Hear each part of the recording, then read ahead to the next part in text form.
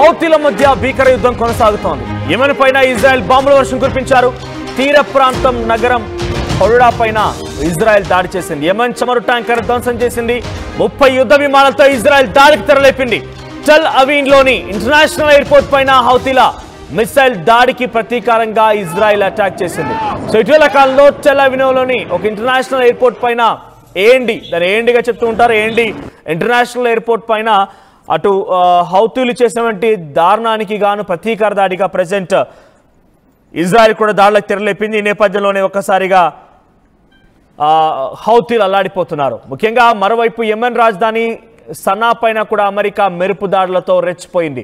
So ఒకవైపు నుంచి America, మరోవైపు నుంచి ఇజ్రాయెల్, ఇరువైపుల నుంచి కూడా హౌతీలకి చుక్కలు చూపించారని చెప్పొచ్చు. ఎందుకంటే మనం ఇక్కడ హౌతీల గురించి ఎందుకు మాట్లాడాల్సి వస్తుంది, హౌతీలకు చుక్కలు అనే పదం ఎందుకు మాట్లాడుతున్నానంటే ఇదే హౌతీలు పాకిస్తాన్కి వెళ్ళి సపోర్ట్ చేశారు. పాకిస్తాన్ దగ్గర ఈ పహల్గామ్ దాడి ఘటన కంటే ఒక వారం రోజుల ముందు అక్కడ ర్యాలీలు చేశారు.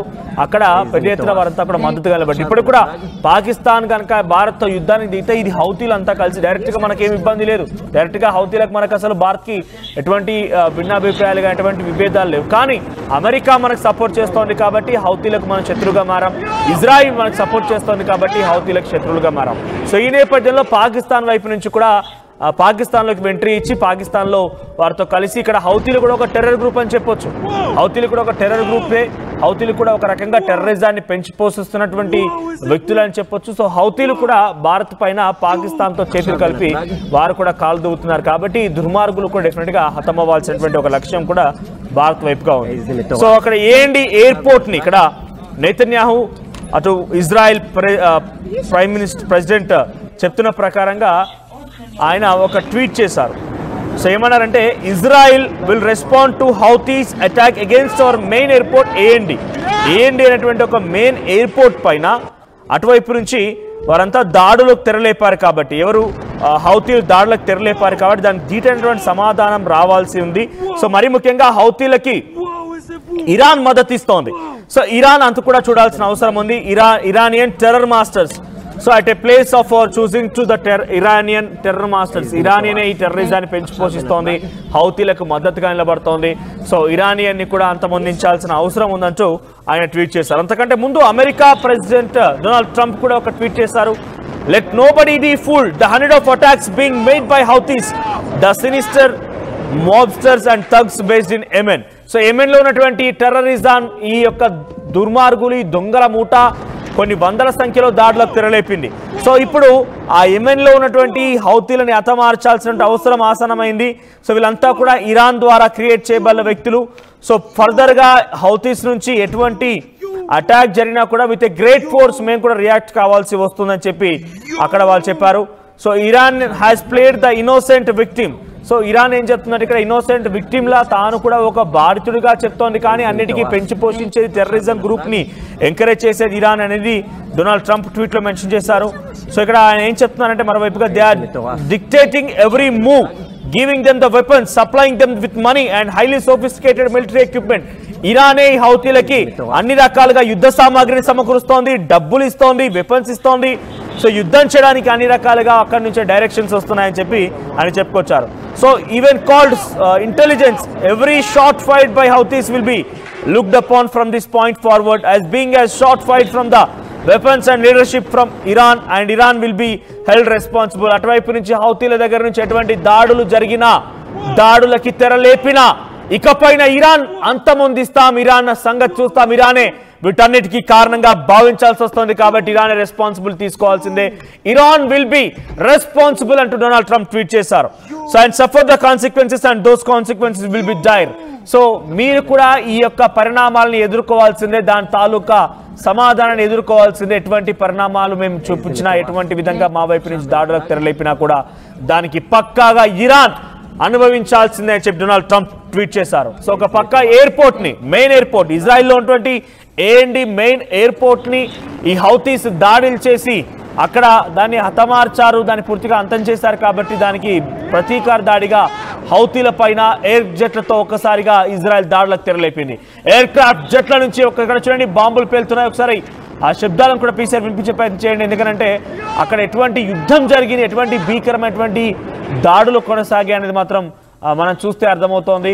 సో ఒక్కసారిగా ఎయిర్ క్రాఫ్ట్ జెట్లతోని పెద్ద ఎత్తున ఇజ్రాయెల్ దాడులకు తెరలేపింది. సో ఇజ్రాయెల్ దగ్గర దేశ విదేశాల అత్యున్నతమైనటువంటి ఒక టెక్నాలజీ ఉంది. ఐరన్ డోమ్ లాంటి పరికరాలు ఉన్నాయి, ముసాద్ లాంటి ఇంటెలిజెన్స్ సర్వీసెస్ ఉన్నాయి వాళ్ళకి. సో ఎటువంటి విధంగా అయినా కూడా శత్రువులపై ఏ రకంగా ఢీకొనాలి, శత్రువులను ఏ రకంగా దెబ్బ కొట్టాలి, శత్రువులను ఏ రకంగా హతమార్చాలనేది ఎప్పటికప్పుడు ముసాద్ అనేటువంటి సంస్థ ప్రభుత్వానికి నివేదికలు, సూచనలు, సలహాలు ఇస్తూ ఉంటుంది. దాని ఆధారితంగానే గతంలో అటు గాజాలో, ఇరాన్లో పేజర్లు పేలిపోవడం లాంటి కానివ్వండి దాడులకు తెరలేపడానికి ఇప్పుడు కూడా చూడండి, హౌతీలు ఏఎండి ఎయిర్పోర్ట్ పైన దాడి చేశారో లేదో వెంటనే తిరుగు దాడి చేసి హౌతీలను హతమార్చిన సుమారుగా 40 మందికి పైగా హౌతీలు మరణించినట్టుగా తెలుస్తోంది. ఇంకా చాలా వరకు మరణాలు సంభవించే అవకాశం ఉంది. హౌతీ యెమెన్ నగరం మొత్తం కూడా ఒక్కసారిగా చిన్న భిన్నం అయిపోయింది. ఒకసారి శబ్దాలను విందాం, ఆ దృశ్యాలను చూద్దాం. אז יש עוד חניון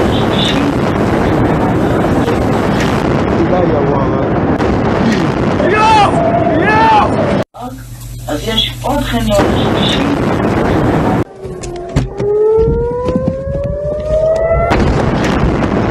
וואו!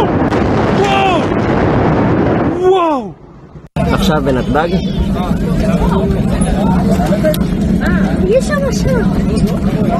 איזה מטורף. עכשיו בנתב"ג? కేవలం ఇజ్రాయెల్ యెమెన్ పైనే కాదు, యెమెన్ తో పాటుగా లెబనాన్ అండ్ సిరియాల పైన కూడా దాడులకు తెరలేపింది. ఈ ప్రాంతాల్లో కూడా పెద్ద ఎత్తున భీకరంగా దాడులు కొనసాగుతున్నాయి. ఎయిర్ క్రాఫ్ట్ జెట్లతో ఎయిర్ మిసైల్స్ ప్రయోగిస్తోంది. పెద్ద ఎత్తున మిసైల్స్ యెమెన్ భూభాగాన్ని చీల్చుతున్నాయి. ప్రస్తుతం యెమెన్, లెబనాన్, సిరియాల పైన దాడులు చేస్తున్న నేపథ్యం ఇప్పటివరకు హౌతీలు సుమారుగా 54 మంది దుర్మరణ పాలని చెప్తున్నారు. అక్కడ అఫీషియల్ ఇన్ఫర్మేషన్ ప్రకారంగా ఈ డాటా అంతోంది. మరి ముఖ్యంగా హెలికాప్టర్ల ద్వారా, జెట్స్ ద్వారా, ఎయిర్ ఫైటర్స్ ద్వారా, ఆర్టిలరీ పౌండ్స్ ద్వారా గాజా పైన ప్రతీకార దాడులకి తెరలేపుతోంది ఇజ్రాయెల్.